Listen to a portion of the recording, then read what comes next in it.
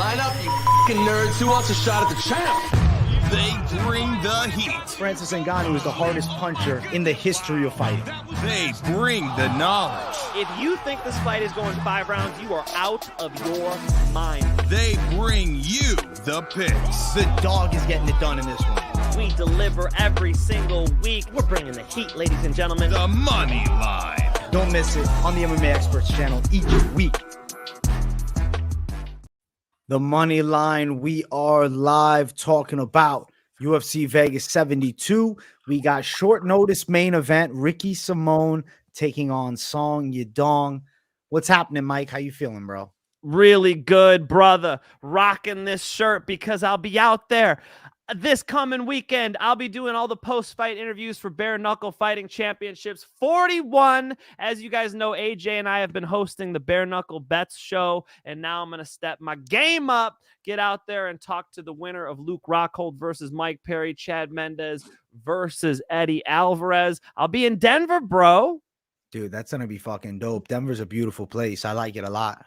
My second time. Yeah. My wife actually took me when my 20th birthday or something like that. She surprised me with tickets and we went out there. We did some hiking. We smoked some legal weed. We had a good time. So yeah, Denver, Colorado, looking forward to going back, man. I love the scenery there, dude. It was a great time. I went skiing there a couple years ago. Nice. Good spot. I think you'll enjoy the violence over there too, man. It's a fight town now because they got one championship next week also. That's right, dude. Yeah, I mean, Bare Knuckle Fighting Championships can't just host events anywhere. Like, they're not even in Vegas, you know? So, pretty cool of Colorado to be like, yeah, we want to see some Bare Knuckle fist fights. Yeah. I thought that was Colorado. Freedom. Freedom, baby. Colorado's bringing the freedom to the people. Mike, I want to reflect upon last week before we get into the picks for this week because I got to brag a little bit about Underdog Lock. Sergey Pavlovich, the Russian Express, Mike Finch. This is the guy on the come up. I'm telling you. I think that right now, Francis Ngannou, bro. This is him. I think he's better than Ngannou. He's more technical with his hands. You know, Curtis was punching him in the face a little bit, but Curtis is a good striker.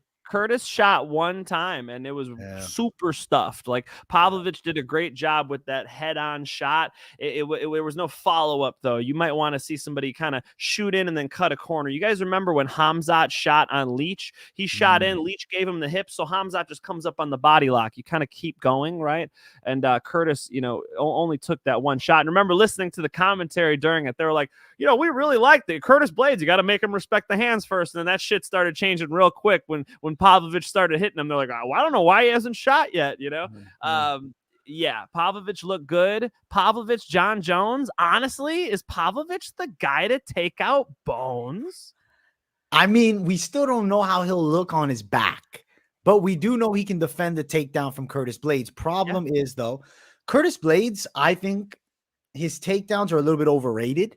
I feel like he actually is a dangerous striker, and he's also got heavy ground and pound. But like the reason I went Pavlovich is going back on that Rosenstruik fight. He's having a hard time really doing any damage and like significant control on a Rosenstruik. So that's what gave me confidence here with Pavlovich. And I think Blades has fallen in love with striking. He fucks up a lot of heavyweights on the feet. I mean, you look at Tai Tuivasa, who's a highly regarded striker in the heavyweight division, got killed by Pavlovich easily. Yeah, man. You look at Curtis Blades having success, scrapping a bit.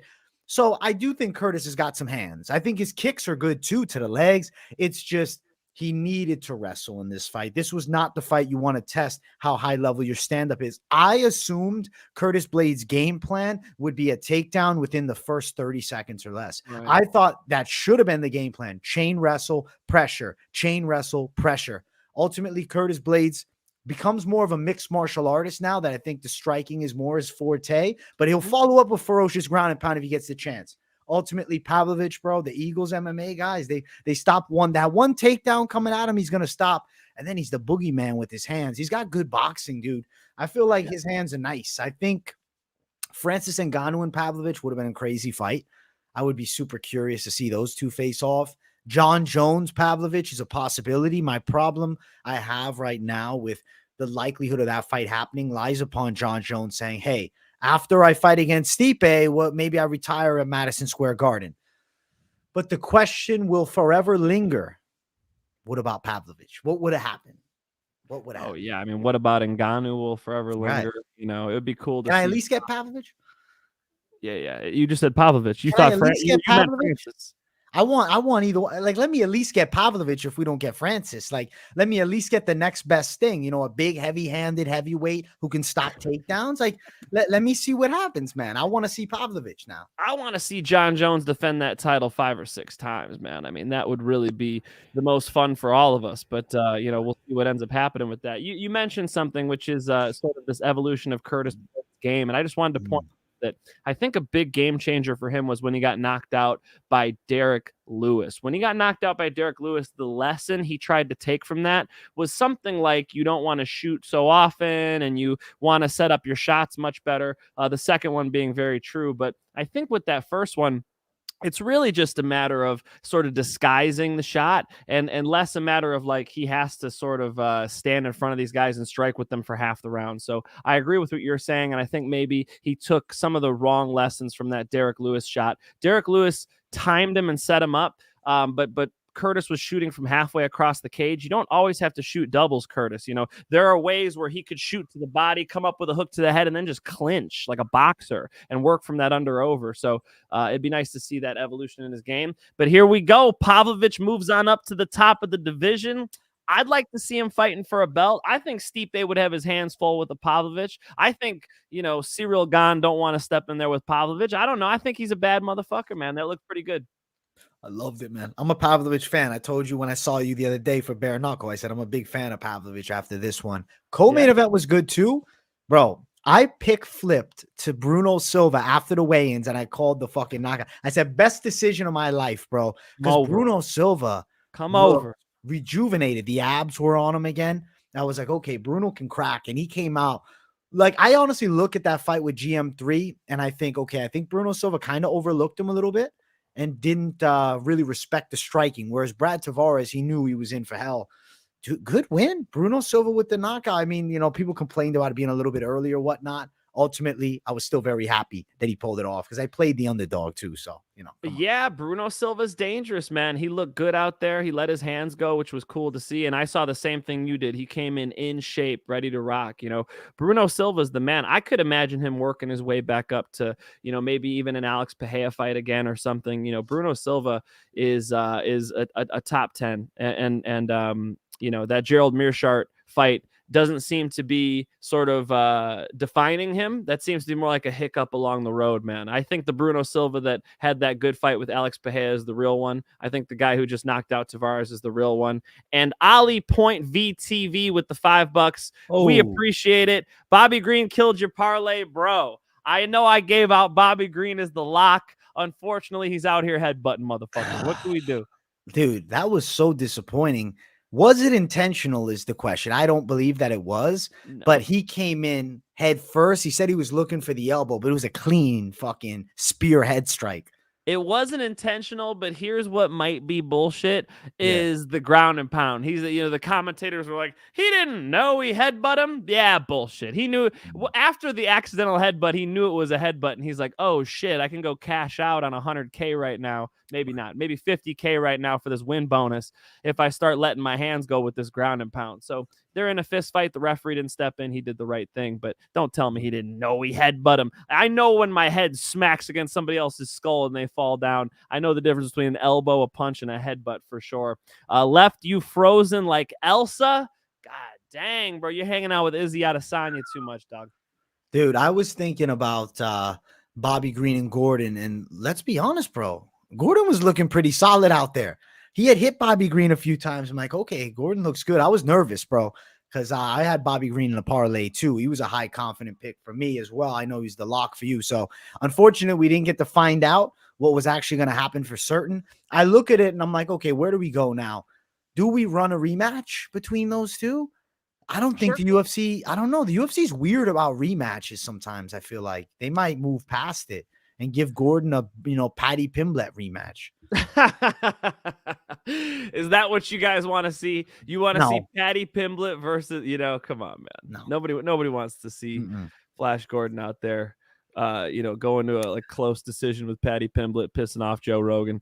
you know. Bobby Green could have made me 700 by Ali Point VTV with the 199. My guy, dude. Sorry about that. I'm sorry bro. that it didn't I happen. think he was on his way to doing that, but sorry about that. Gordon looked all right. I mean, he looked all right. Definitely a good fight with him. Saint Rich, I PG is appreciate it. He says, congrats doing the post fight for Bare Knuckle. Rockhold, can't wait to see that. We're about to see for Rockhold. I mean, maybe I'll be interviewing Mike Perry. I don't know. Is that your pick? Did you just pick Rockhold? Because I'm only interviewing the winners. I ain't sticking the microphone and no bloody faces. No. This one here, how does Bobby Green kill a parlay when the fight was even no contest? So you lose the, plus money that it would have brought you. So I had Bruno Silva in a parlay with Pavlovich and Bobby Green. Ultimately, parlay without Bobby Green loses that same level of steam. And, anybody that had like 2-fighter parlay, I also had one Bruno Silva, Bobby Green. It just becomes a Bruno Silva money line. So it's not that you lost money because of it. It's just you didn't win as much as, potentially you could have. But hey, we got picks to make now, Mike. One little note. Dude, Jeremiah Wells was in for it against Semmelsberger, man. Semmelsberger was boxing his face off, and Wells went to the fucking well and hit those takedowns. And he definitely dug deep and was able to show his grappling there because that was a big, because I gave out Wells as well. So seeing Wells kind of come through with it was awesome. Semmelsberger, great hands, shit wrestling. Dude, Semmelsberger's striking, though, is nice, right? Dude, like to fuck Wells up like that, but he couldn't stop a takedown. No. Dude, I'm thinking Jeremiah Wells is in a spot where it's like now or never. He's 36, bro. So he's going to end up getting a big fight. I don't know about rankings just yet, but he's close to it, man. Yeah. No, I'm impressed by his ability to sort of go to plan B in that fight. And, Wells was able to just sort of go straight wrestler mode and it worked out for him. Still thought the fight was kind of close because he took a lot of damage. I mean, the little bit of striking that happened in that fight, Semmelsberger was really able to let his hands go. You got to be disappointed if you're one of Semmelsberger's coaches because it's like he was so close to that knockout. So definitely learned a lot about those two watching that fight. Had to bring that one up there because that was definitely one where if you're going to bet on Wells or Semmelsberger, you need to watch that fight to learn about what they look like in those high pressure situations. Wells is able to sort of weather a pretty gnarly storm and go down to the wrestling, as to where Semmelsberger, he's even more dangerous than I thought, but damn, he's got a hole in his game. Yeah, the takedown defense. We'll see, though. Maybe Wells is really the boogeyman with those fucking takedowns. We'll find out as he moves up. Big fight on the horizon. It's time, though, to talk about this week's card. We got to get into it. It's UFC Vegas 72.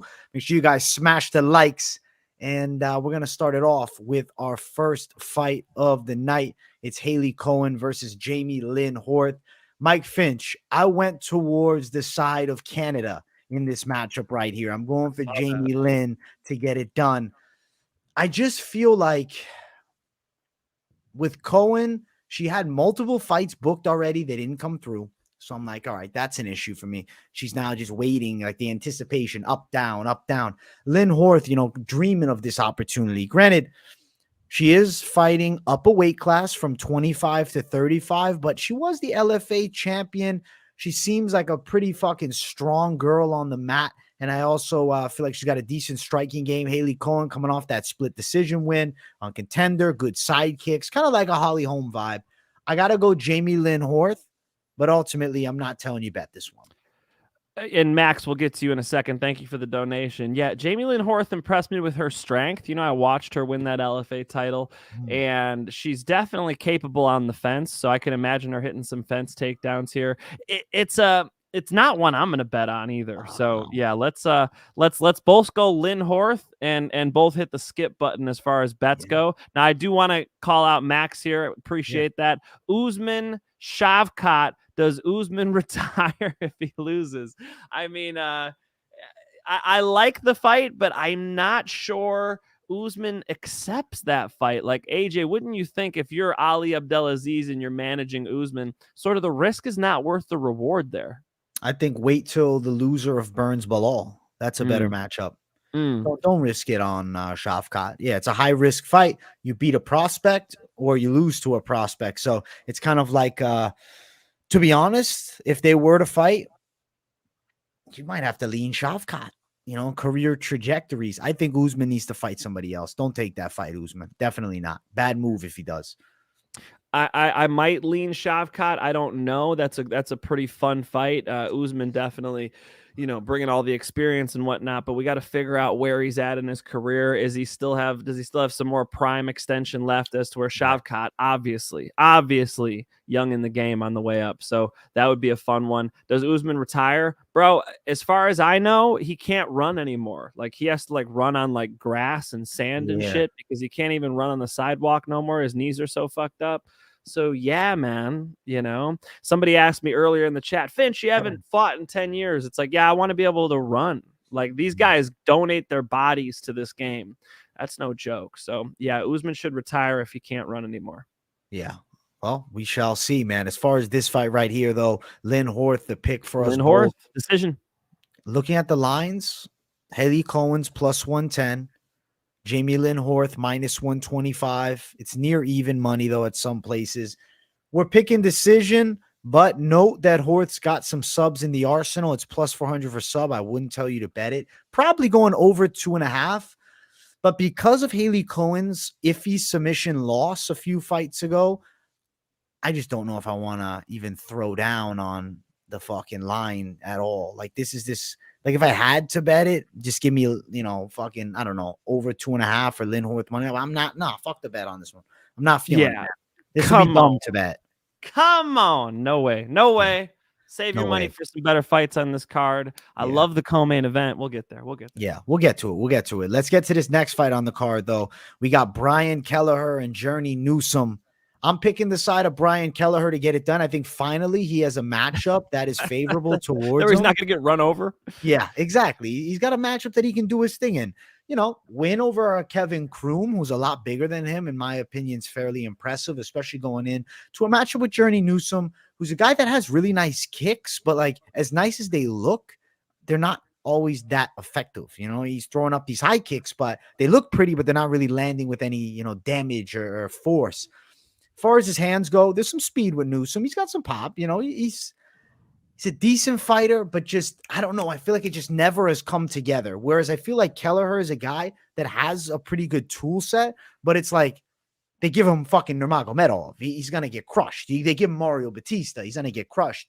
Now he has a fight where I think he's better on the wrestling too. Definitely the grappling. And I think with the boxing, he can land clean hooks. I'm going Kelleher for the win, man. I'll go decision though. Yeah, I could see why you're picking Kelleher. I guess I'll lean that way too, but after seeing him get run over by much better guys, I mean, obviously got the Nurmagomedov last name, right? That's a problem. Umar Nurmagomedov, and then Mario Batista ran him over too. 2 rear naked strangles. It's a big difference in the opponent now, but I wonder mentally what that does to Kelleher. I wonder how he bounces back, because I haven't seen him get absolutely demolished like that. Even when he lost to Ricky Simon, it was a decision. Even when he lost to Cody Stamen, it was a decision. And those guys are pretty good too. So you'd have to go all the way back to Montel Jackson at Jones versus Gustafson 2 in 2018 to where he got caught in a Darce. These last ones were first round finishes. They were super one-sided. We'll see how he bounces back mentally. That'd be pretty much my only question, because I think Journey Newsom is somewhat of an MMA journeyman. And Kelleher, probably when he is capable of having a takedown and not being the significantly worse grappler, maybe he'll put a mixed martial arts fight together that'll win 3 rounds in this one. Yeah. So yeah, I could imagine Kelleher walking away with the decision, but I'm concerned when somebody gets demolished twice, where their head's at. I guess my mentality on it is the guys that are fucking them up are savage bullying wrestler / grappler types, whereas Newsom is not that. So I think even when you brought up the Montel Jackson, when that's a guy that can bully people on the ground, I don't think Newsom's going to have that type of grappling game. So I do think this is a very winnable fight for Kelleher. Betting wise, he is sitting at favorite status. He's around minus 155 as the favorite. Newsom around that plus 135 range. I like Kelleher to win. Not crazy about the betting side. I do think it goes distance. Over 2.5 is minus 140, but just wouldn't want to play it. I just don't really feel like it's a good bet. Like Kelleher should win, but Mike brings up points. If you even, regardless of different styles, imagine you get fucked up badly in back-to-back fights. Journey Newsom wants to fucking get some work done. He needs to catch a win. When's the last time Journey Newsom has won? He's down a couple as well. Journey Newsom, Fernie Garcia, he beat in the decision. But that Fernie win is like you're facing, I don't want to say a novice, but a guy that's green in the UFC, and Newsom's been around forever. I think Kelleher beats him, but not your best bet. Yeah, and I saw Cisco in the chat saying Journey Newsom submission. I haven't really seen that from him. I would say, he's probably going to be looking to punch Kelleher in the face. I don't imagine him snatching up a choke, but that'd be pretty sad if Kelleher got a first round rear naked strangled by Journey Newsom. He might have to hang it up. No, I think Kelleher wins the decision. I agree with you. Yeah, we'll go decision, Kelleher. Let's keep running. Next fight on the card, we got Stephanie Egger versus the Russian Ronda Rousey here. You like that?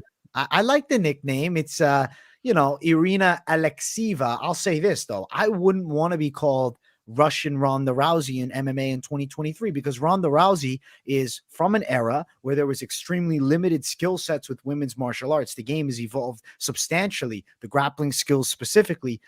Saying you're Russian Ronda means you have one trick. You're a one-trick pony. And she is a judo player that transitioned to MMA, but as is Stephanie Egger. Now I got Egger, who's got way more MMA experience, and then I got a Bellator veteran. Auto fade the Bellator vet here. Give me Egger, baby. Give me Egger to win by a decision. I'm just not sold on Alekseeva at this point. The odds for this fight aren't like making me want to go bet Egger. So I understand people might be like, yo, I want to go dog money on the women's fight. I mean, maybe you can play roulette too. You can put it on fucking, black or red. The odds are 50-50. This one here, you get big plus money for Alekseeva, but I don't see it, man. Yeah, with the Russian Ronda thing, it's I think the most impressive thing about Ronda Rousey was that she was finishing women in like 12 seconds. We have never really seen that in this sport before. How quickly Ronda was running through people. So people definitely it's a common take that the one you just talked about there, where Ronda's this one-dimensional fighter. She knocked out Kelleher. I know that's not that impressive, but if you look at where women's martial arts was at back then, true, Ronda Rousey was a top 10 striker in female MMA. Oh yeah. It was not. You didn't really have the Shevchenkos yet. So,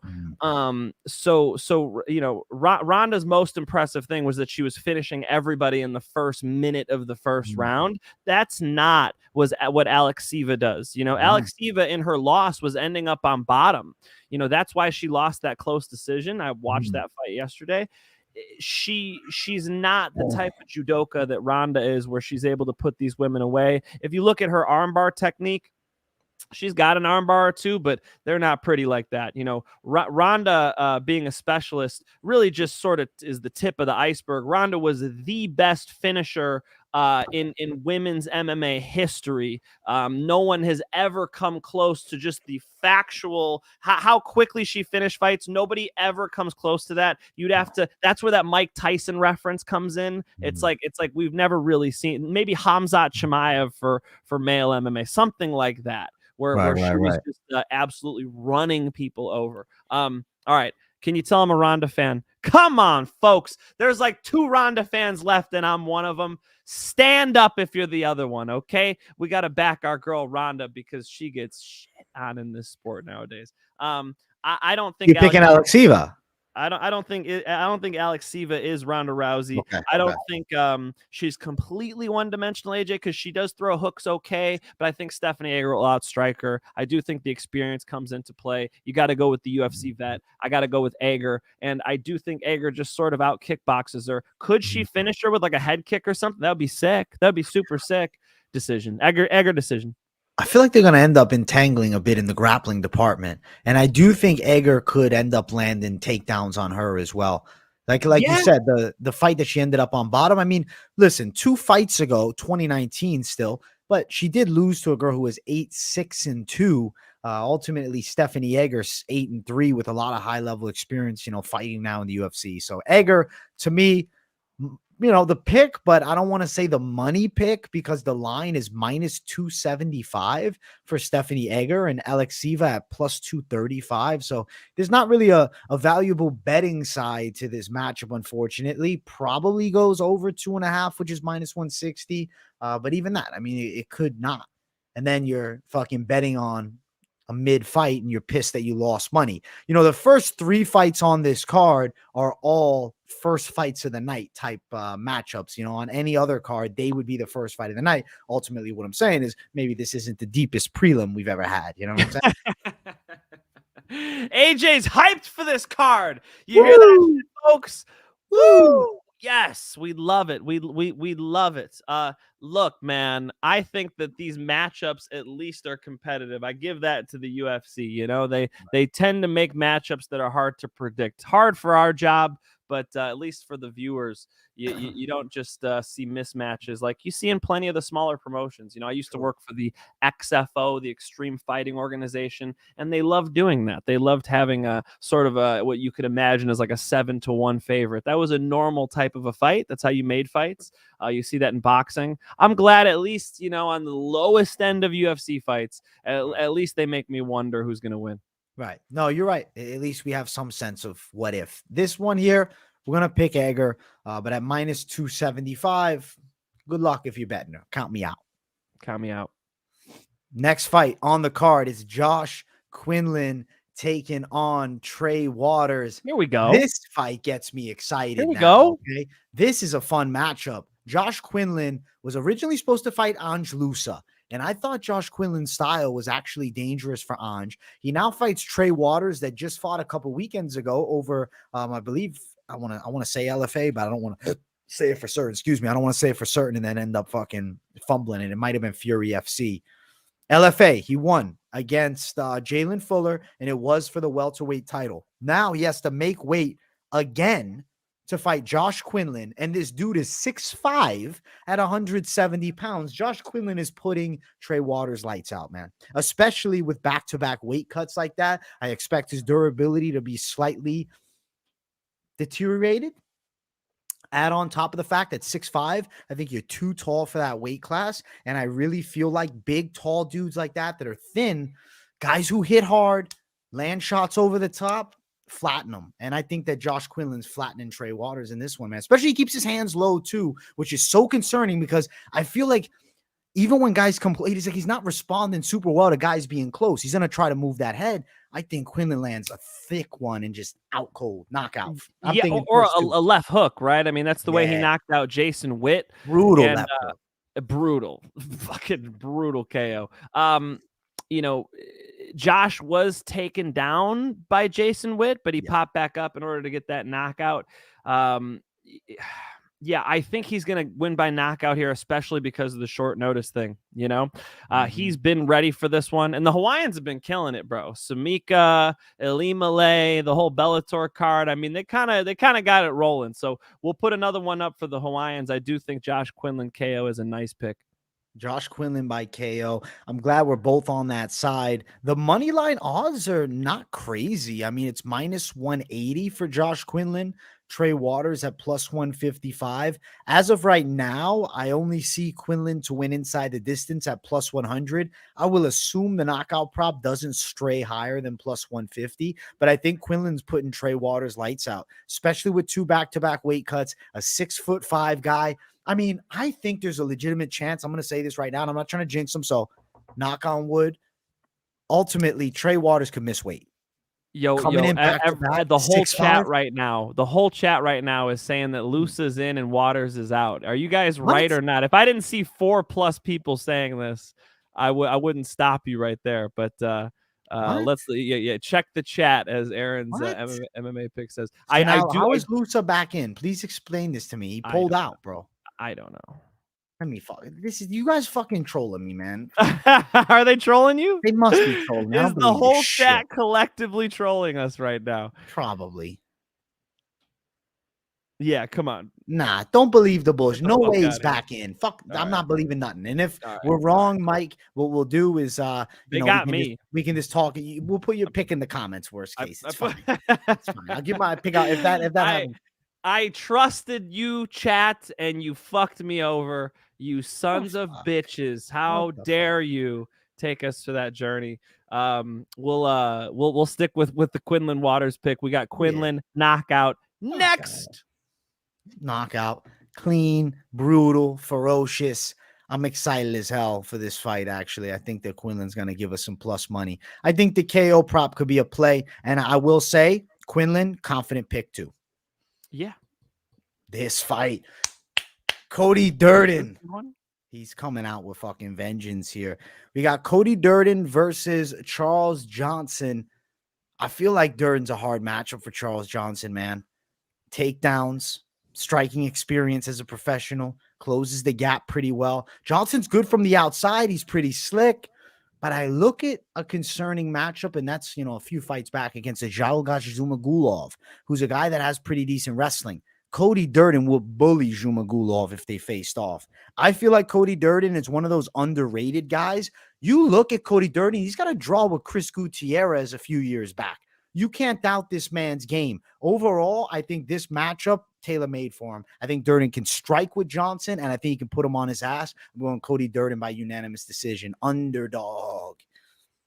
I'm with you, dude. I was surprised to see that Cody Durden's the underdog here. I do think that Charles Johnson is going to be the better kickboxer. I think he'll be the better Muay Thai fighter on the outside. But in a mixed martial arts fight, especially in that little cage, man, I imagine Cody Durden drags him onto the floor multiple times. In a Cody Durden style fight, you could imagine Johnson sort of struggling, and Johnson comes out as the favorite here. I think they might be giving him a little too much credit. Put both of us on the dog. I think it's a great snipe of a dog for this one, man. That is a phenomenal dog play. It makes sense that Cody Durden grinds him out. I think the takedowns will be the difference. I think just putting one hook in on the floor, controlling that far wrist will be the difference. And I think the overall mixed martial arts style that Cody Durden brings, where he's going to strike, he's going to wrestle, he's going to make it tiring, that'll be a tough one for Johnson to win the decision on. Johnson might need to knock him out. That's a tall test. I think with Johnson, I like what you said. If they were fighting in Muay Thai at a slower pace, Johnson can pick his shots. Yeah, dude, Durden can be relentless, and I really love the relentless style in this matchup. And now you tell me he's plus money, dog. Cody Durden sitting at plus 150 best value. Johnson around minus 150 as the favorite. Give me Cody Durden. Money line it if you're thinking about betting it. I do think Durden probably wins on the scorecards. Decision for him sits around upwards of plus 380, but also plus 175. Money line it. Don't go chasing a prop. I'd money line it. Johnson, the favorite, he sits at like minus 150. So give me the plus side. Give me Cody Durden. Mike Finch and I both doubling down. Sniper pick, bro. Yeah, it's a good pick, Thank you, bro. And I just think the bookies got it wrong. And if you imagine how this fight plays out, I think 9 times out of 10, Cody Durden out wrestles him. Let's go. Both of us on dog money for the 5th fight. Let's jump to the next matchup. Natan Levy versus Pete Rodriguez. So I talked about on my breakdown yesterday, I said, hey, if Pete Rodriguez is shredded to the bone, he looks good at his new weight class, his striking is fucking dangerous. He hits with a lot of power. But ultimately, how can I pick a guy who's knocking out taxi cab drivers in a lot of his fights? The guys that he's beating on the regional circuit are not guys that are in their athletic primes, nor high-level mixed martial artists. Granted, he's beating them as he should as someone that's in the UFC. Oh, but he has a win in the UFC. He doesn't have that doesn't count. Michael Jackson, right? Michael Jackson. That's not no shame to Pete Rodriguez. I'm not shitting on him. He didn't pick the matchup, but that's not really shit on Mike Jackson. That's not a UFC win where you can really be like, okay, this guy's level is here. I still don't know. Jack Della Maddalena is a fucking monster. So he knocks out Randy Brown, who's a top caliber guy at welterweight, and Pete Rodriguez gets laid clean by him. Well, you know what? Pete Rodriguez might be top 25 in the world at welterweight, but he also might not even be close to that. So he fights Natan Levy. I would say Pete Rodriguez is like a wild card here. I've always felt like Natan Levy kind of lacks that oomph that I like in a guy that I want to bet. He's pretty good from the outside. He's got solid wrestling. You can see the school of martial arts in him. He's very technically sound. But ultimately, I could see a rough and tumble guy like Rodriguez landing punches on him. So I'm going to pick Natan Levy for now. But ultimately, the weigh-in recap show after I see them on the scales. If I get a feeling, I might be playing Pete Rodriguez by KO, bro. Wow. Yeah.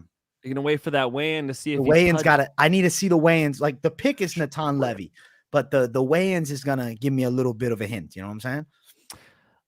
Look, man, I think that the guy can box. Rodriguez definitely has hands, but beyond that, like, and obviously the only 2 times we've seen him are the Mike Jackson fight, LOL, and whose only win was what? CM Punk. CM Punk.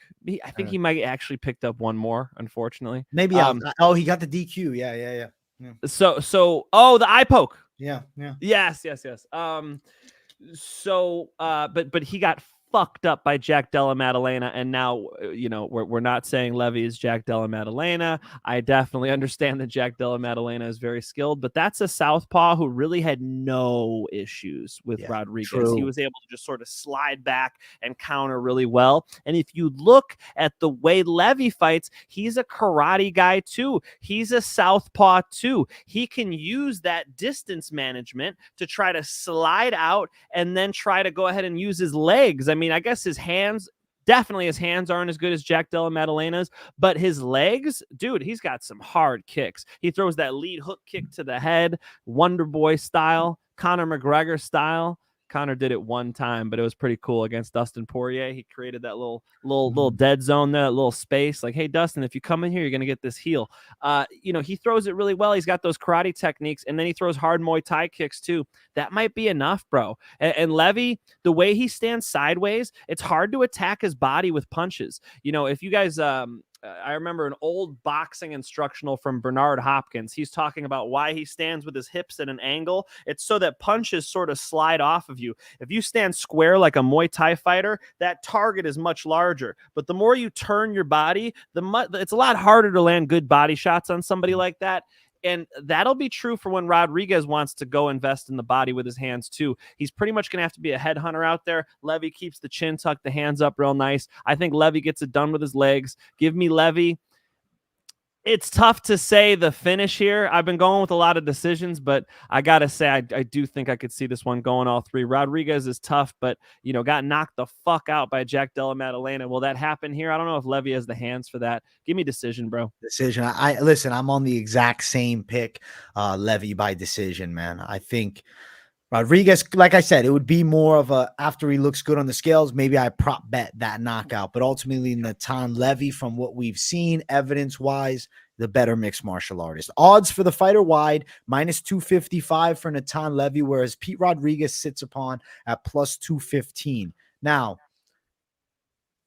the money line, 250, not calling my name. Like I said, Rodriguez by knockout, it's +450, but like it's a stretch prop. Like that right there, unless he looks like a god on the scales, that's a real Hail Mary. And then looking at Levy to win a decision, +245. Mike, are you a betting fan of this fight? Maybe a parlay piece, or are you like, this is not the one for me? Right in the middle. I do feel pretty confident in Levy, but I mean, God, Rodriguez, I've only seen his 2 UFC fights, brother. I know it comes from a fighting family, and I've heard a little bit more of his background. I want to sort of see a little more before I tell you guys to go run out and bet against him. I've seen a lot more of Levy. I'm familiar with what Levy brings, so yeah, I'm pretty confident in Levy based on what I've seen. The Gennaro Valdez win that he had was pretty solid for Levy, and Gennaro's pretty good. He beat Mike Breeden, who's a tough customer. Then, Rafa Garcia he had a great performance against Clay Guida. That's a loss for Natan Levy. No real shame in that loss there. So we're going to pick Natan Levy over Pete Rodriguez. But for me, I'm curious to see how Pete looks on the scales. Let's get to our featured prelim of the night. We got the heaviest of heavyweights throwing down. We got Martin Buday and Jake Collier. Listen, Mike, if I'm picking fights and I'm not talking about skill sets at all, I got a guy who was fat for a very long time and somebody that used to be shredded and is now fat. Give me the lifetime fatty, bro. Now, I'm not trying to shit on Buday too much. I'm giving him a hard time. Listen, Martin Buday, I actually think stylistically is going to be a hard matchup for Jake Collier. I think he's going to land shots through the guard. I think Jake Collier gets hit a fair amount, and I think he gets hit a bit here. But also, I don't see Jake Collier having the option of taking Buday to the mat. I think Buday could defend takedowns. It's one of those fights where I'd say you can coin flip it. But Buday, I see winning for whatever reason. So I think the shots are going to get through, a little more significant shots. I really thought Jake Collier fought so dumb against Chris Barnett. He had a lot of success early, and then he's fucking sitting in there brawling. And like, I don't know if you watched the BKFC co-main event last week. It was Friday. It was Jake Boswick and Isaac Doolittle. And this is just a quick comparison. Fucking Boswick from the outside whooping Doolittle. And then what does he do? He squares up his stance and he's trying to throw the knockout punches. Jake Collier does the same thing. I see a Martin Buday potentially hurting him in that type of position. So I got to pick Buday. I just think he's a little bit better with the striking, but holy fuck, his last fight was a robbery win. Dreshki beat him for sure, but he got the decision. I'll pick Buday, though. I'm picking him, but it's not like, hey, go throw everything on it. You know what I'm saying? Yeah, it should be a fun enough fight. Yeah, I agree with you on the Buday pick. AJ, what is this photo you've got of Collier? What is this how to catch a predator photo you put for Collier here, bro? What is going on? UFC, man. Listen, bro. We go. This is what I do. I look up Jake Collier, right? The UFC or ESPN official picture comes up. This is the one they had official for picture. This is his official picture. Bro, he looks like he's been looks like he's been eating children. No, I'm just joking. No, we're just shitting on you, Jake. You haven't been doing that. Yeah, bro. He looks first extremely bored. Whatever he's doing, he's been doing it for a long time. I thought he fucking maybe ripped the bong before he fucking came through. He just looks kind of just out of it, bro. My dream is Jake Collier gets shredded and is back at 185 before he retires. Jake Collier, lean up. I always felt like he was a good prospect. Fuck this overweight, heavyweight fucking division. Let's get you shredded again. Like, come on, man. Like, you're telling me that he's going to perform better with fucking an extra 60 pounds of body fat on him? Bullshit. I think he would do better down a weight class, even if it's never being a contender. I don't see him as a heavyweight contender. He's got fucking beat by Chris Barnett. Yeah, for sure. And Chris Barnett, not the greatest heavyweight we've ever seen. So fun heavyweight. No, I think Buday can win, especially like in the close quarters, like when Buday grabs the back of your head, or when Buday starts using some Muay Thai. I could imagine him taking this fight over. Yeah, lifelong fatty. Let's go with the lifelong fatty, bro. Yep. I like how you broke it down. And Buday's got a little bit of power too. I don't know. Maybe he gets Collier out of there. I think it's possible. Listen, I'm not gonna bet on it, but it's possible. If I had to bet this fight, money lining Buday, because like he's an ever so slight underdog at plus 100, Collier minus 120, but like it's even money. It's even money. Yeah. Let's go Buday money line. Not something that'll end up in the parlays or locks though. I'd be more confident in the Levy fight, for instance. Yeah. And since I just brought up the Levy fight, Tanner, yes, Levy could finish that fight. Calm down, bro. All right, he's thinking it's going to be a quick finish. Maybe, man. Maybe Levy gets that nice head kick knockout for us. We'll see what's up. Bro, Levy's not going to rush a finish. Levy's a patient fighter. I see the only way of a quick finish is if Rodriguez like crazy opens himself up and then counter strike. But like the way Levy fights is he's not rushing a finish, which he shouldn't, you know. Rodriguez was missing big against Jack Della Maddalena, sort of leaving himself wide open. Any good counter puncher might be able to put him out. How are we back on that fight? Buday money line. Buday. Money line, Buday, the official call. Let's keep running up and let's get to the main card opener. Make sure you guys smash the likes if you haven't. And if you're new, subscribe. It's Marcos Rogério de Lima versus Waldo Cortes-Acosta. Listen, where's Waldo? We found him. And I found him as a lock of the week multiple times. And now we got Waldo taking on Marcos Rogério de Lima in a matchup that's interesting to me. My pick is Waldo. Ultimately, concern with Waldo is what happens if De Lima gets on top of him. Yes, Waldo Cortes-Acosta, a few fights back, name is escaping me. He did fight a wrestler and he was able to knock him out, but he did struggle with the continuous grappling attempts. Now, I'm not saying De Lima has great wrestling, but on average, I do believe he gets a takedown per fight. And if he gets on top, he has good jiu-jitsu. So I'm in the Shitsville, USA situation where I really think Waldo can outstrike him. I think he's faster on the feet. I think he moves better. I mean, he's a younger heavyweight that I think has a higher ceiling, but De Lima has been around. I mean, at 37, he's still young for a heavyweight, 20-8. I'm picking Waldo Cortes-Acosta to get the win. But ultimately, I do have some relative concerns with him on his back. And it would be, if he gets on his back, is he fucked? That's what I'm worried about. Man, this is a tough one for me because initially when I looked, I was thinking, where's Waldo as well? But if you sort of dig into who Lima's been able to beat, he was able to TKO Big Ben Rothwell. He's been able to beat Maurice Green, the training partner of John Jones. I know not the greatest victory ever, but another striker, another kickboxer. Andre Arlovsky just won via rear naked choke, obviously. So he's used to seeing these strikers across from him. This guy is going to be a little younger, a little sharper with the boxing, a real heavyweight. But it's enough for me to not want to bet on it. AJ, are you confident? Are you ready to put money behind Waldo? I would consider betting him. Consider, for the simple reason as such: plus money, youth, and striking skill set there. But if I lose on this one, I'm not going to be betting. I'm not going to throw down a stupid amount of money on Waldo Cortes-Acosta on the off chance that he has 0 get-ups from the bottom. Because look, Tafa last week, striking was looking fucking good on his back. Looked like he'd never been there before. So now you got Lima, who's way better at jiu-jitsu than Waldo Cortes-Acosta for sure. I'm going to pick Waldo though. I'm going to go Waldo, but worried a little bit about him off of his back. If Lima comes to strike, I think he gets out kickboxed for 3 rounds. Man, this is a tough one for me. I think I'm gonna since the odds are even anyway, and there's no reason to go any which way because of the odds makers. Sometimes I do that when I don't know who's gonna win. Waldo's a big dog, bro. Yeah, I'm gonna go with your boxer, but I'm definitely concerned he gets taken down. I'm definitely concerned that he's too green, but he hasn't given me reasons to fade him against Lima. So I want to see what he's capable of. This will be a real check to see how good Cortes-Acosta really is. And maybe Waldo puts some hands on him, but maybe he goes through a really competitive fight here, has trouble getting off the fence, has trouble with some grappling. We'll see. I just want to point out that Lima has dealt with a lot of strikers before. So, personally for me, no bet. Odds for the fight: Waldo is a plus 135 underdog. Lima at minus 155 as the favorite. I think this fight goes over a round and a half, probably, which is minus 145. Ultimately, the props, not calling my name, Cortes-Acosta by decision is plus 550. But I'd rather if you're going to bet it, I think money line it. I mean, that over 1.5 could happen, but I'm a fan of the dog money.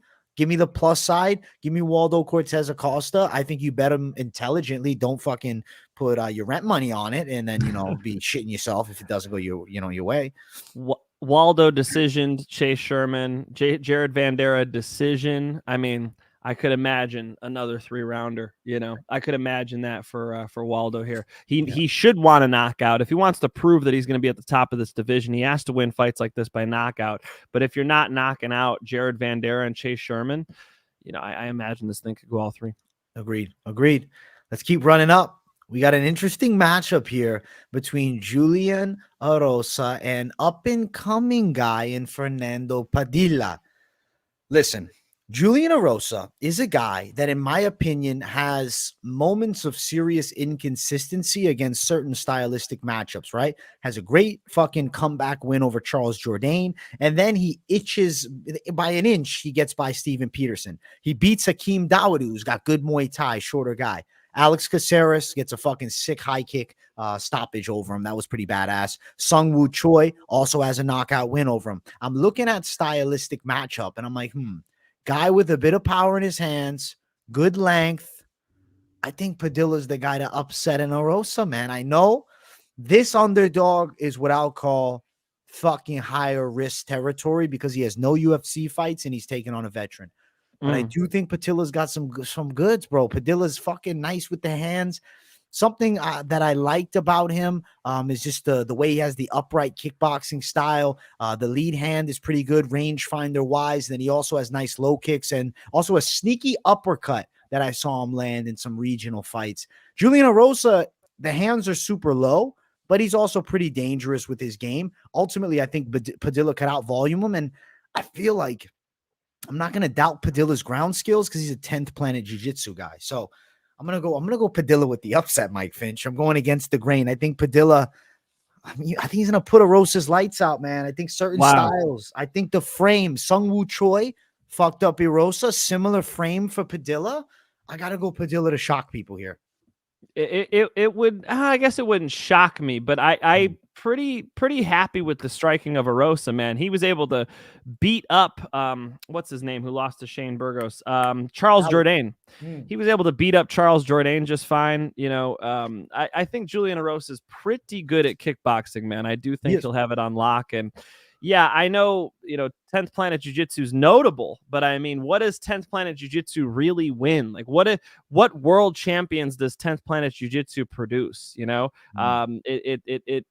it is yet to be a force in MMA. It is yet to be a force in grappling, despite having the most gyms. Like, there's like Gracie gyms, and there's like 10th Planet gyms. They're everywhere, and they don't produce any champions. You have to start wondering about the style and about the effectiveness of the style. So, you know, I do think that I could see Erosa winning the striking exchanges in this fight. Padilla's longer. I like your point on Padilla just kind of putting some 1-2s down the pipe and sort of you know, using his length in this fight, because maybe that's why, you know, Julian Erosa will struggle, obviously coming off of the head kick loss to Alex Caceres, but Hakeem Dawodu, I mean, you know, Charles Jourdain, you know, he's got some nice wins in the UFC. It's kind of a tough test for Padilla in his first UFC fight to be across from Erosa. I think he fucks it up, bro. I think Erosa is going to be able to out kickbox him, my friend. Go knockout. Woo! Come on, Finch.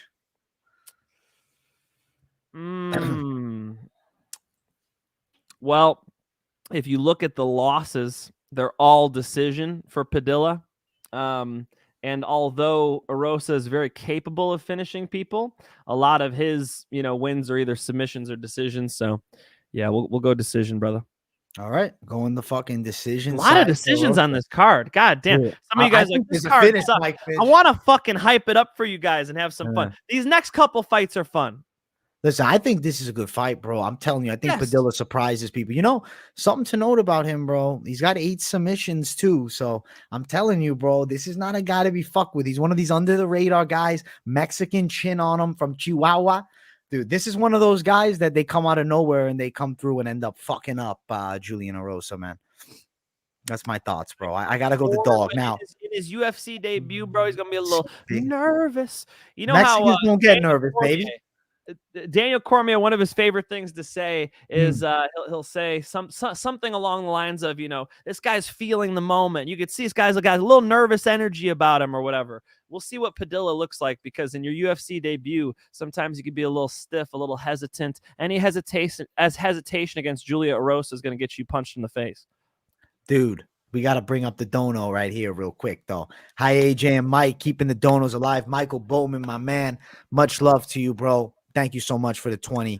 You're a fucking gem of a human being, and we genuinely appreciate your kind support to the channel, bro. Much love. I do want to say the odds for the fight, Padilla's plus 150, Erosa at around minus 155. Padilla to win inside distance is going to be the play, I think, plus 240, man. I'm going against the grain. Mike likes decision. If you were thinking prop-sided, Erosa decision sits upon at plus 300. So we're on opposite sides of this pick. I'm going for the young prospect. Finally. We shall see. Let's keep running up, Mike Finch. Featured bout of the night, we have Cody Brundage versus Rodolfo Vieira. Oh, how do I pick Cody Brundage? I can't. I'm picking Vieira to win this fight. I mean, he's developed a bit of striking. Brundage could catch him with an overhand punch, though, man. I think that Vieira lacks head movement, even though he's got some power. It's just him going distance with Chris Curtis, who is a fucking dynamite puncher, gives me a bit of confidence that he could eat some shots from a wrestler like Cody Brundage, who I think doesn't have what it takes to beat a Vieira on the ground. I think that what happens is I think Brundage actually might get stunned on the feet, shoot for a takedown, panic shot, and Vieira might strangle him. So give me Vieira submission, bro. So a guillotine. They may rear naked even, like he ends up getting back. That sounds like the classic club and sub call, AJ. Is that what I just heard? It somewhat, but you know what I'm saying? Not as much thud on the punch, but all right, little panic shot. outstrike the sub. Brundage likes to take people down, so it'll be interesting to see him try to just kickbox. If this is a straight up kickboxing fight, you could imagine Brundage having some success. But yeah, Vieira being a jiu-jitsu champion is going to definitely have a lot for him on the ground, and Vieira should be pretty damn competitive on the feet too. So I think it's a good fight, a must win for these guys. I mean, if they're going to move up in the division, they have to make a statement right here. I think the biggest difference is the submission grappling advantage of Vieira. And, if Brundage wants to take it there, he will probably pay a price. So I could imagine Brundage hitting a takedown and getting swept, or having some issues. So, a lot of people want to discredit jiu-jitsu and mixed martial arts, but I think this will be a good example of, even if Vieira ends up on his back, he can win this fight. Yeah, give me Vieira submission. Let's go. Vieira by sub for us both. And Tanner Ray, thank you for the $4.99. Tanner. Much love, bro. We appreciate you a ton, brother. Yeah. Dude, yeah. Vieira sub, the official call for me. I'm on your side. Betting wise, he's minus 225 is the favorite. Brundage sits at plus 190. Vieira. What do I want to do with this one? Vieira by sub. I mean, it's minus 125. Like, I don't want to do anything with this shit. I mean, maybe parlay piece, but I guess parlay piece is the only real option. I just don't really like it that much, dude. Right. Yeah, I think that my my intuition here is Vieira, but it's one of those where, is Vieira the type of guy you want to bet on? He has to show me more in his striking. If he gets caught on the feet with Cody Brundage, and Cody Brundage is all takedown defense, you could just imagine a pathway for Cody to out kickbox him, So yeah. I have the same concern you do. No bet on Vieira. I'm definitely not betting Vieira. I'm telling you guys straight up, not interested. I actually, before I dropped the picks, I was like, can Brundage knock him out? And Brundage by KO, I'll just bring it up. It is plus 400. I don't think it's impossible that he knocks out the jiu-jitsu champion with an overhand strike. I don't know. I just think Vieira's kind of a sucker for shots there, the head being fucking stiff. And I know Brundage doesn't really have this technical boxing game, but maybe a weird punch sneaks through for him. Absolutely could happen to Vieira. Vieira is not that high level. So right. Yes, of course that could happen. It's not enough confidence to put my money on it. Let's go. Great call on Silva by KO. You played that late. Thank you, Pick'em, for the dono. Much love to you, bro. We appreciate you a ton. Much love. I had that shit all week. Pick'em MMA. Come on, son. Mike Finch had it too. Let's go. Let's go. Mike Finch, dude, that was a money call, baby. Let's go. We got to keep running up the card. Let's get to the co-main event. Let's jump to it. Let's get to the action here. It's Caio Borralho versus Mikhail Oleksiejczuk. This is a really fun fight because I actually love Oleksiejczuk at 85. I think it's unfortunate that you have to throw him Caio Borralho because this matchup is just really difficult. If it's striking, Oleksiejczuk has the power to flatline a lot of guys at 185 pounds. His ground and pound was fucking ferocious against Brundage, but he got taken down in that fight. And Brundage does not have near the grappling tool set of Caio Borralho when fights hit the ground. And I also think Borralho has very good takedowns.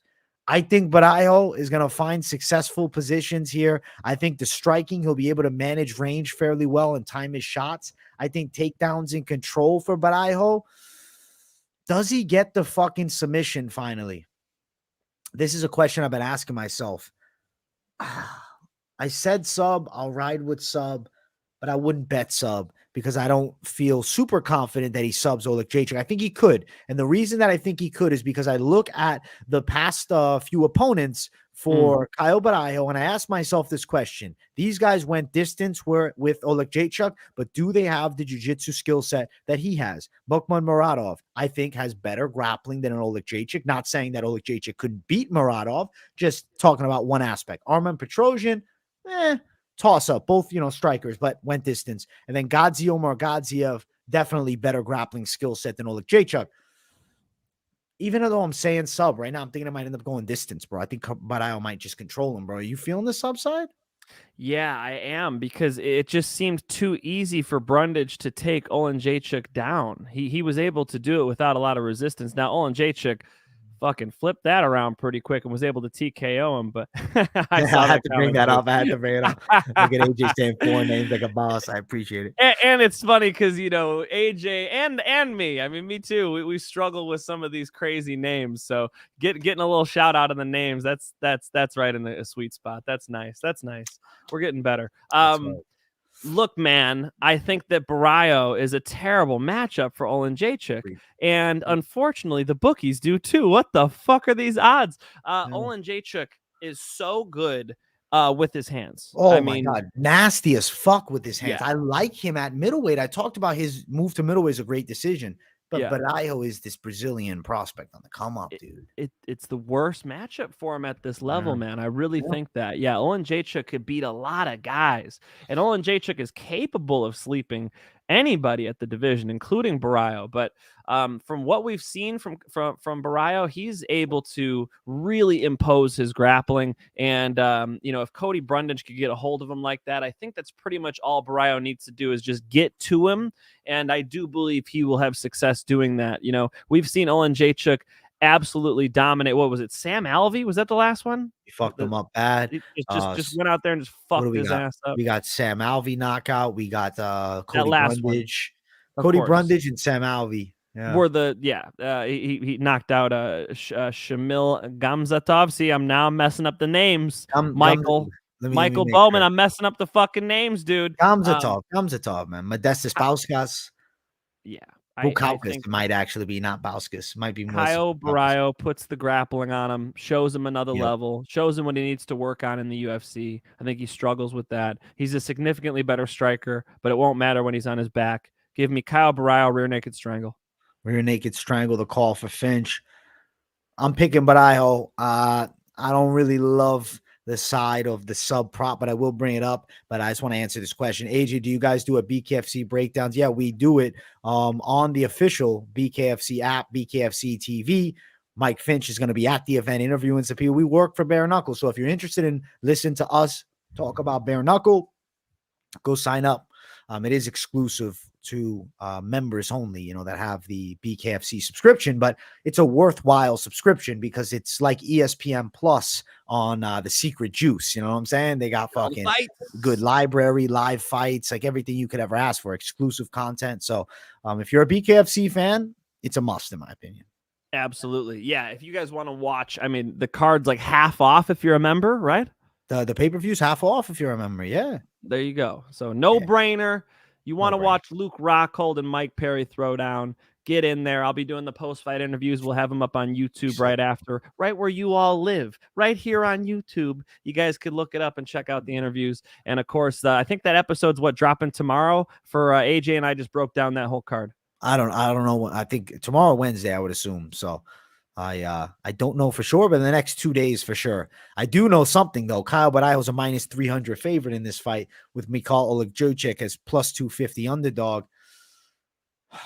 Mike Finch likes the sub, so Borralho by sub is plus 125. Can you imagine Oleksiejczuk chins him though? At plus 475 is the knockout prop for Oleksiejczuk. Imagine? Can you see it? Because here's what I'm going to say. One thing that I found very interesting in this fight is we talk about Borralho as the prospect on the come up, but he's actually 2 years older than the UFC veteran Mikhail Oleksiejczuk, which is kind of crazy, right? Sure. Right? I mean, both of these guys are sort of in their prime, and I think it's the timing of the matchup is great. It's just a matter of the stylistic clash between the two. And again, I just think he's a bad matchup, AJ. So I like that you're throwing out the KO prop for Oleksiejczuk because that's live as fuck. I don't fault anybody for betting that. Yeah. Ultimately, our picks, though, Caio Borralho to get it done. Let's jump to it. He deserves it. Great. He's a prospect on the come up for sure. Let's get to it, Mike Finch. Main event of the evening for the people watching. Make sure you smash the likes. And if you're new, subscribe. We got Song Yadong versus Ricky Simone throwing down. Last week, it was the co-main event.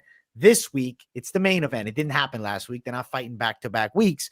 But now they got 5 rounds to work. And I'm also very excited to see if that changes your thinking at all. I'm going to pick Ricky Simone still to win a decision. Yeah. I went back and watched some older fights of Simone going 5 rounds. I said, okay, I know he can last the 5. I think that he could actually be more successful later with takedowns here because Song, as powerful and explosive as he is, he hasn't shown me that he has that in 4 and 5. So I think Ricky Simón is going to take it on the cards. I'm thinking 49, 46, 48, 47. I think Song's dangerous with his punches. He hits really hard, but Simón does have very good recovery. He's in tremendous shape. Definitely the better wrestler of the two. And in my opinion, can match the boxing. I think he can come out with shots of his own, digs to the body pretty well, doesn't have the hand power, the punch power rather, that a Song Yadong has, doesn't necessarily have the same devastating combinations, but I think he can land strikes that set up his clinches and takedowns. So I'm going to go Simón decision, Mike Finch. Well, and one more thing I would give Song is that he's fast with his hands. You know, I don't see that type of speed with Simón as to where, you know, Song, when he lets his punches go, man, he is quick. He could put you out. I do like Simón over 5 rounds, dude. I think Ricky over 5 rounds is a good thing. He could grind on you. I know everybody saw the Merab, you know, strangle that he hit Merab with, where Merab was just kicking his legs on bottom. You know, PSA, if you're caught in a guillotine and somebody's mounted on top of you, you want to split their crossed feet. So he's like kicking his legs. You know, if you could just sort of put a jiu-jitsu black belt brain in there real quick and he just put his foot in the middle, he would have separated those feet, got to half guard through quarter guard, and then he would have been fine. He would have won that fight. Instead, Ricky chokes him unconscious. So for 30 seconds, he's like pedaling an imaginary bicycle, trying to keep blood going to his brain down there. You know, it was definitely something I learned from that fight, though, was that Simón doesn't get that tired, dude. He's able to grind over. Merab kept shooting on him. Merab keeps a really high pace. And so you saw that he doesn't fatigue in a Merab fight. I feel like a Song fight, which is a little more technical, a little more, it happens in moments. And other than that, you're just sort of standing in front of each other, sort of feinting. I think Ricky is the one who decides exactly how this thing goes down, at what pace, and he's the guy who's not going to fatigue on you. So give me Ricky Simón. Give me Ricky Simón winning most of these rounds, maybe 4 out of 5 rounds, and even potentially getting a submission. I mean, if he's able to choke Merab unconscious, yes, he absolutely has the potential to submit Yadong Song. So I'll go Simón. Give me decision, but a good fight, and it being 5 rounds increases my confidence a little bit in him. The one little asterisk I want to put is AJ brings up the power. I also believe in Yadong Song's speed, dude. He is fast, AJ. He is quick as fuck. Yeah, he's got lightning in the hands, and he lets out that explosion like very few guys at 135 pounds. As far as betting, I don't want to see Simón banging with him. I don't want to see Simón in there, pop, pop, pop, throwing 3-punch combos to the body to head. You know, I want to see him wrestling. I want to see him using that fence, AJ. Right. Embrace the grind, man. That's what I want to see from Ricky here. -115 for Simón, -105 for Song. Close money fight, competitive matchup. Over 4.5 is at +100. I do have a hunch that it goes that over 4.5. Prop side of things, they're not really jumping up at me, but Song by KO sits at +200. Simón by decision +175. Official pick is going to be Simón decision, but the line is actually now -110 on both sides. It's even. It's an even line, even Stevens matchup, I think, but ultimately I think Simón difference will be pace, wrestling pressure. And I say he gets it done on the cards, man. I think at durability too, because if Simón gets hit with a big shot, I think he can eat it. Yeah. So Simón is in such shape that his recovery is excellent, you know, and he's shown a good chin already. So yeah, the durability will be there, and that's another reason to bet on him. You know, it's not that Song's bad, man. I like Song a lot. In this matchup, you got to think Simón puts the grappling on him. I'm with you, brother. Let's keep running to our next section. Let's talk about the locks of the night.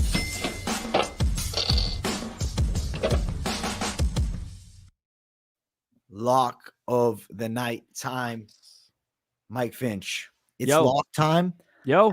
I have my lock right here locked in. You have your lock locked in. Yes. I'm kind of antsy and excited. Should I go first, Mike? Because I normally don't. I know. I could preview why. Can I Yes, crack 'cause- into your mind real quick? Because we're gonna have the same lock. I think we you are. and I I are think we about are. to pick the exact same lock why don't we for do it sure. 3? So I'll give you the glory. You take it. No, let's go 3, 2, 1 countdown, and we'll say it at the same time. All right, ready? 3, 2, 1. Cody Durden. Yep, Cody yep. fucking Durden. Durden. Mispriced. He should hit Yep. these takedowns on Charles, and he should be able to get the fucking decision. Dude, I'm with you, bro. I think Cody Durden and him make for a good fight, bro. I think Cody Durden's winning it. Mike Finch recently hit a tremendous underdog lock with Edson Barboza 2 weeks ago. I just hit with Pavlovich underdog lock. Last week, I realized underdog, baby. Underdog lock. I think Cody Durden, I think he can be that guy that pulls that victory for us. So we're both going on the same side. I had a dude, I'm telling you, I saw it in your eyes. I said, I know Mike Finch is on the same one as me. I said, I just know it. We're on the same side for this one, which is dope. I'm glad we're on the same side. I think we're both coming out winners with a pretty savage dog money, bro. So let's get this fucking dog money, dude. Dog money, baby. Who doesn't love a good dog lock? And in doing this show for what, a year and a half with you now, never have we done the 3, 2, 1 countdown. I hope you guys enjoyed that. Yeah, that was good. That was good. All right, let's jump to the parlays. After you got us on the same side of the lock, let's see what happens with the parlay segment. Let's jump to it. All the competition that try to compete, stand back, watch the bomb drop. Parlay time. Let's make some money on these UFC fights. Mike Finch, what are you thinking for this parlay this week? What are you concocting, bro? What type of brew do we got? Look, man, I know you Oleksiejczuk fans think he's going to let his fucking hands go and get the job done. I respect Oleksiejczuk, but I think Caio Borralho is the guy. I think he's going to be able to expose the lack of grappling that Oleksiejczuk has. He's good at getting up from the bottom. He is. But as you get up from the bottom, you expose your what? Your back. And I think he's getting strangled, folks. Give me Caio Borralho money line. And since that shit is wide, I can't lock it. So I'll put it in a parlay and go ahead and mix that in there with Mr. Josh Quinlan. I think Josh Quinlan taking this fight on or taking this new opponent on short notice in Waters. Yes, it's Waters. No, it's not whatever the fuck DraftKings says. The chat trying to confuse me earlier. No, I do think that he wins the fight by knockout. So although I'm predicting 2 finishes there, money line them both. Give me Quinlan and give me Borralho. I like it. Mike Finch going Quinlan. Borralho sits at plus 125 for that one. For my parlay that I'm concocting for you guys this week, I sat on it and I said, okay, I think I am going to throw, here comes the boom Kelleher in the slate for the money line one. I got more coming, but I'm trying to fucking snipe out some value here. I want to fucking add in the fucking underdog lock, but I'm going to add in Where's Waldo here. Where's Waldo brings you to plus 290 if you go Kelleher, Waldo, plus 290 for that. But I'm feeling nervous as I'm even saying that. I don't know. I feel like I end up getting very carried away with parlays, Mike Finch. So if you're at any time you need to cut me off, you know what I'm saying? You let me know. You let me know. Save my guy. I also like, I pulled Padilla as an underdog. I think you could also maybe consider that fight ends up going under 2.5. Could be something to maybe look at for a piece, but not feeling crazy about it. I don't know. I guess if you really wanted me to give my favorite one, I think it lies with the fucking dog money. I think give me the dog side of things. I'm going to go with our underdog in Cody Durden, and let's fucking add in Where's Waldo as well. Plus 490 for fucking 2 dogs. Damn. I'd rather go dog sided, bro. I'd rather, if I'm going to parlay up, I want my dogs, man. I want my dogs. All right, bro. You got your dogs, bro. You went with a dog lock and the dog parlay.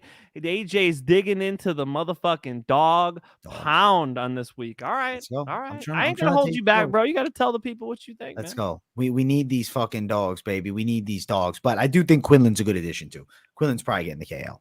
Yeah, man. Quinlan's looking good, and we'll see if he actually fights Waters because your boy Tanner Ray is definitely trying to confuse us. Hey, speaking of Tanner Ray, shout out to everybody who donated today. I appreciate each and every one of you. Pick'em MMA, Tanner Ray. We got our guy Michael Bowman. I don't want to miss nobody. Our guy Patrick, I know if you didn't throw it down today, I knew you threw down last week. I don't want to miss nobody. Everybody who donated today, it was awesome, and we super fucking. I got their names all here. Alley Point VTV, Max, Michael Bowman, Tanner Ray, Pick'em MMA, Savages throwing some cash out to your boys. Thank you. We appreciate you a ton.